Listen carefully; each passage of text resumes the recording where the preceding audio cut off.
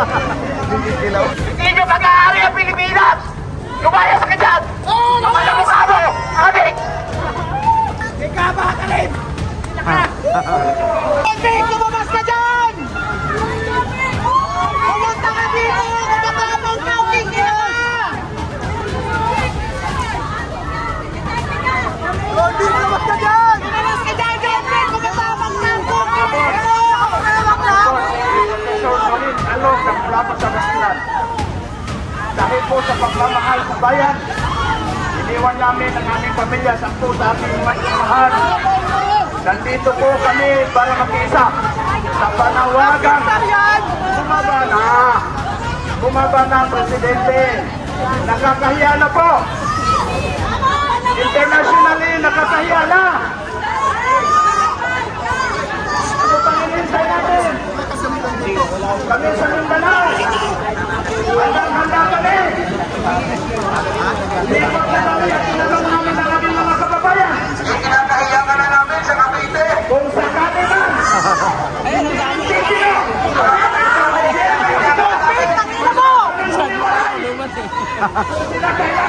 Kondik pa rin, kondik Rimulya eh.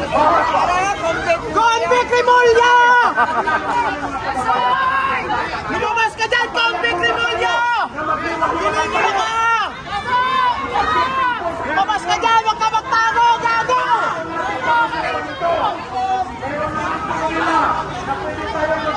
Namumutla na! Naninilaw. Pero sana ay sinala natin ang sistema ng ating gobyerno. Kasalukuyan! Akin ka yan! Nakasiyan nyo! Ang dami na lumalis sa mga investor mula dito sa ICR. Saan ang malumiwag? Lumiwag sa amin! Sa Davao! Kasi matino ang gobyerno namin doon. Matino ang gobyerno namin sa Mindanao at Manila. Ito po ang mensahe mula sa mga kapatid ninyo, Muslim.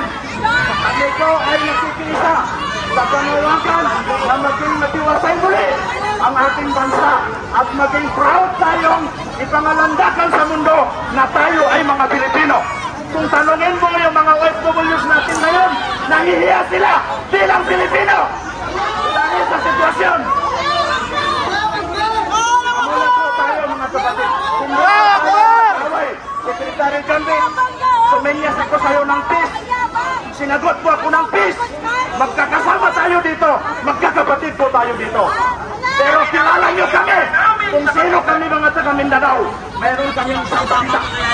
Sana po, panalangin natin sa Diyos na magkakaisa tayo muli at gagabayan tayo muli. Mamulat yung mga leader natin.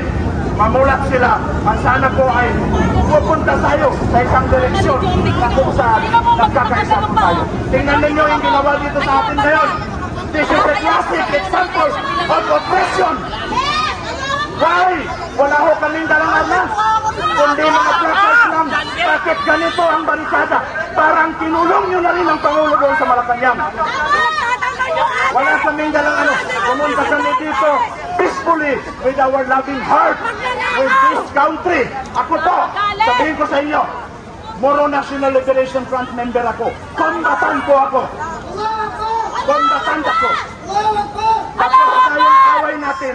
Tapos na yung gera. Ang hangad namin ay kapayapaan. Subalit, paano natin maabot ang kapayapaan kung wala tayong magandang direksyon? Paano tayo magkakaroon ng magandang direksyon kung ang presidente natin may problema? Mga kapatid, sumisigaw man ako. Hindi po ako galit. Nilalabas ko lang ang aking sahalubin. Sayang naman yung binili ko ng ticket. Ang layo ng Basilan, pumunta ako dito para namang makilahok sa rally na ito. Alam ko, mayroong gantimpala mula sa Diyos na ibibigay sa atin sa kabilang buhay. Mga kapatid, huwag natin sayangin ang oras natin. Nakakahiya na po ang bansang Pilipinas sa international community. Huwag na tayo magkulang-kulangan. Magtulungan po tayo. Ulit, kami po ay nagpapasalamat sa kawanihan ng pulisya sa pamumuno ng Sekretaryo PNG, Sir Jambi Rimulya. Salamat kami na ganito man ang ginawa ng gobyerno sa atin. Hindi kayo yun. Masangkapan lang kayo mga kapatid. Ganito man ang ginawa Pero tatanggapin pa po namin. Alam ko, tingnan niyo yung mga mukha ng mga pulis natin. Malungkot sila. Malungkot sila. Kasi sila, nadarama din nila, natatamasa din nila kung ano yung sitwasyon natin ngayon, mga kapatid. So, dyan na lang po. Maraming salamat. At sa muli natin pakikita, inshallah. Secretary, mabuhay po kayo. Mabuhay po ang bansang Pilipinas. Allahu Akbar!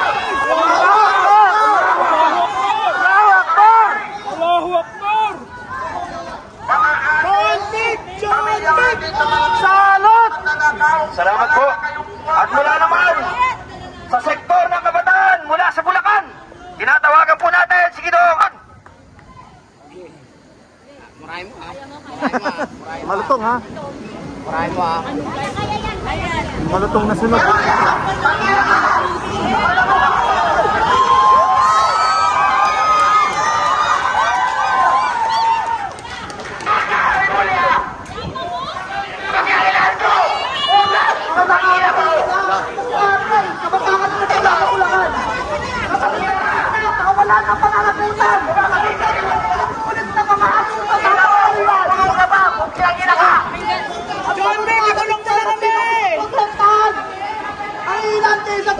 Pilipino.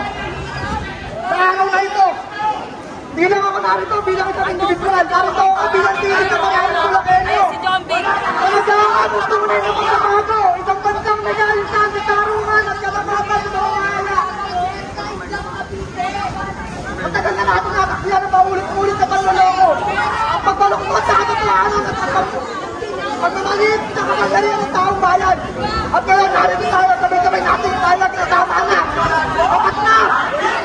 Hindi na natin kaya na itigawa na ang nabuhawan natin kamagaling ng mga akal na karagyo. Lumayo kay Tumay ng galit at pagkalit pala habang patuloy na pinapahina ang parinda nito na ang lahat. Pwede kayo ng taong bayan, hindi nyo alam kung ano ang tama nyo.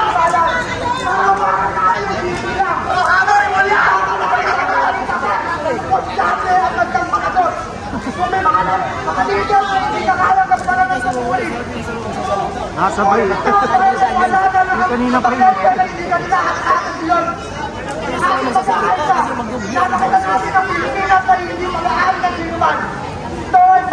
Pilipino na nangarap at sigap nagtaas ng bayan at patuloy na lumalaban para sa pagkakas at pagbukas. Kaya ngayon, sama-sama natin isigaw ang panawagan para sa katotohanan, katarungan at pananagutan. Sama-sama natin itindig ang Pilipinas. Hindi sa pilitan. Hindi na pipilitan tayo kundi dahil mahal natin ang ating bayan. Maraming salamat sa kabuhayan ng bayan ng Pilipino.